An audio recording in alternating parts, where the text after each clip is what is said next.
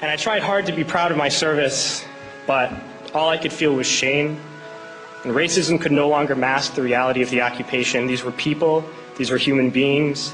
I've since been plagued by guilt anytime I see an elderly man, like the one who couldn't walk, who we rolled onto a stretcher and told the Iraqi police to take him away. I feel guilt anytime I see a mother with her children, like the one who cried hysterically and screamed that we are worse than Saddam as we forced her from her home. I feel guilt anytime I see a young girl, like the one I grabbed by the arm and dragged into the street. We were told we were fighting terrorists. The real terrorist was me, and the real terrorism is this occupation.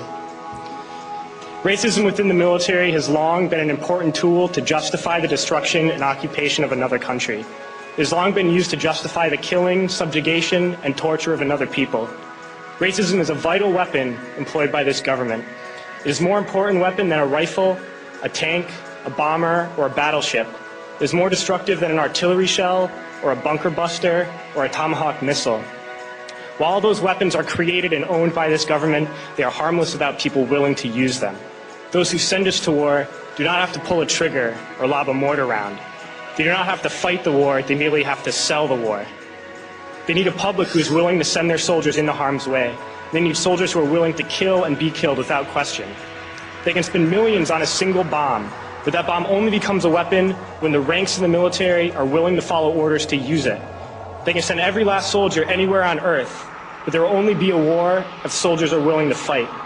And the ruling class, the billionaires who profit from human suffering, care only about expanding their wealth, controlling the world economy, understand that their power lies only in their ability to convince us that war, oppression, and exploitation is in our interest.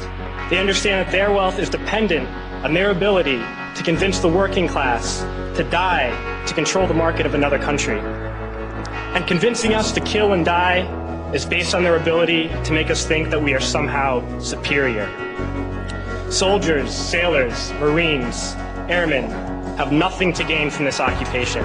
The vast majority of people living in the U.S. have nothing to gain from this occupation. In fact, not only do we have nothing to gain, but we suffer more because of it. We lose limbs, endure trauma, and give our lives.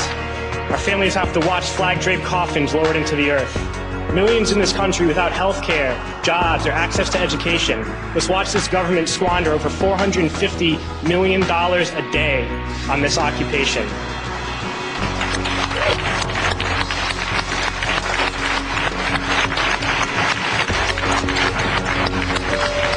Poor and working people in this country are sent to kill poor and working people in another country to make the rich richer.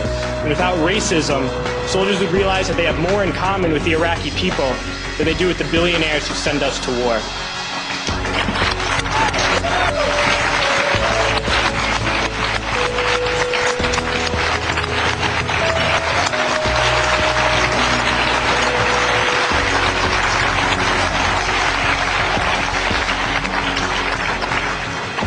I threw families onto the street in Iraq, only to come home and find families thrown onto the street in this country, in this tragic and unnecessary foreclosure crisis. We need to wake up and realize that our real enemies are not in some distant land. They're not people whose names we don't know and cultures we don't understand. The enemy is people we know very well and people we can identify. The enemy is a system that wages war when it's profitable. The enemy is the CEOs who lay us off from our jobs when it's profitable. It's the insurance companies who deny us health care when it's profitable. It's the banks who take away our homes when it's profitable. Our enemy is not 5,000 miles away. They are right here at home. If we organize and fight with our sisters and brothers, we can stop this war, we can stop this government, and we can create a better world.